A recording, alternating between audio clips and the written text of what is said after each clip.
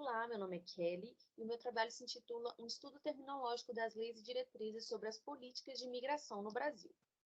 A justificativa do meu trabalho é pelo processo migratório estar cada vez mais comum no Brasil, a linguagem de especialidade não ser acessível a todos e a falta de estudos terminológicos na área. Também a falta de materiais que abordem o tema da legislação de imigrante. Com isso, consegui formular um problema de pesquisa chamado A terminologia das legislações sobre o processo migratório estão sistematizadas com critérios científicos para este público-alvo? Com isso, meu objetivo é construir um glossário de termos com metodologias científicas destinado aos não especialistas da área jurídica de imigração. Meu trabalho seguia a seguinte metodologia: levantamento de dados com 119 documentos para a construção de um corpus. Os dados foram compilados num software chamado Sketch Engine. Depois extraímos os principais termos, lematizamos esses termos, selecionamos as principais categorias de termo, registramos em fichas terminográficas, esquematizamos em mapas conceituais, formulamos perguntas para definir os termos, registramos os termos em formas no verbete, seguindo a microestrutura do nosso glossário, depois passamos para um especialista validar. Essas são as informações do nosso corpus, com mais de 500 mil palavras e mais de 600 mil tokens.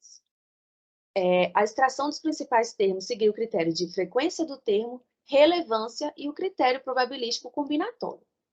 Lematizamos o termo. O que é a lematização? É a técnica de reduzir uma palavra à sua forma canônica, ou seja, os substantivos e os adjetivos vão passar para a sua forma no masculino singular e os verbos vão passar para a sua forma no infinitivo. As principais categorias que extraímos foram de migrante, residência, órgãos, documentação, naturalização e visto. Registramos os termos em fichas terminográficas para reunir informações estudadas sobre o candidato a termo, analisar as informações e escolher, de fato, o que fará parte de ser termo. Esquematizamos os termos correlacionados em mapas conceituais para delimitar o conjunto terminológico, determinar a pertinência dos termos e definir as unidades terminológicas de maneira sistemática e também para controlar a rede de remissivas. Este é um exemplo de um mapa conceitual que fizemos, onde a categoria base está em cima, como migrante, e depois temos mais informações sobre outras categorias que irão surgir. Todas essas fizeram parte do nosso glossário. Depois formulamos as perguntas orientadoras para definir os termos, no caso aqui é o exemplo das perguntas que fizemos para a categoria de migrante, que é o que é o migrante, quem é, onde reside, onde trabalha.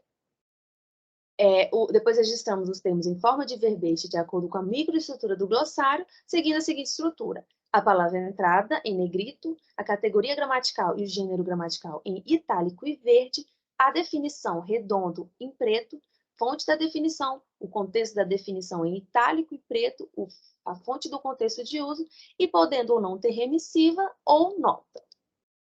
Este é um exemplo de uma definição que fizemos seguindo toda essa microestrutura. Depois validamos as definições com o defensor público federal João Chaves, que é coordenador do grupo de trabalho Migrações, Apátridia e Refúgio da Defensoria Pública da União, e aqui registramos o nosso agradecimento. Depois criamos, finalmente, o nosso glossário terminológico sobre a legislação de imigração brasileira.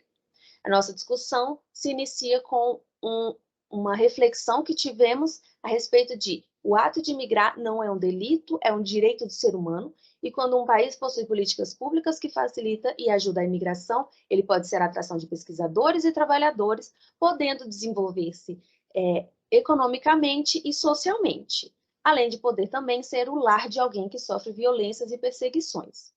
Então, na nossa discussão, vimos que houve surgimento de novos termos e de novos conceitos, como, por exemplo, o uso de migrante internacional em detrimento do termo estrangeiro, de modo a diminuir a xenofobia. Também vimos a necessidade da continuação da pesquisa, também em formato bilíngue e multilíngue. Concluímos, então, que conseguimos chegar a mais de 60 termos.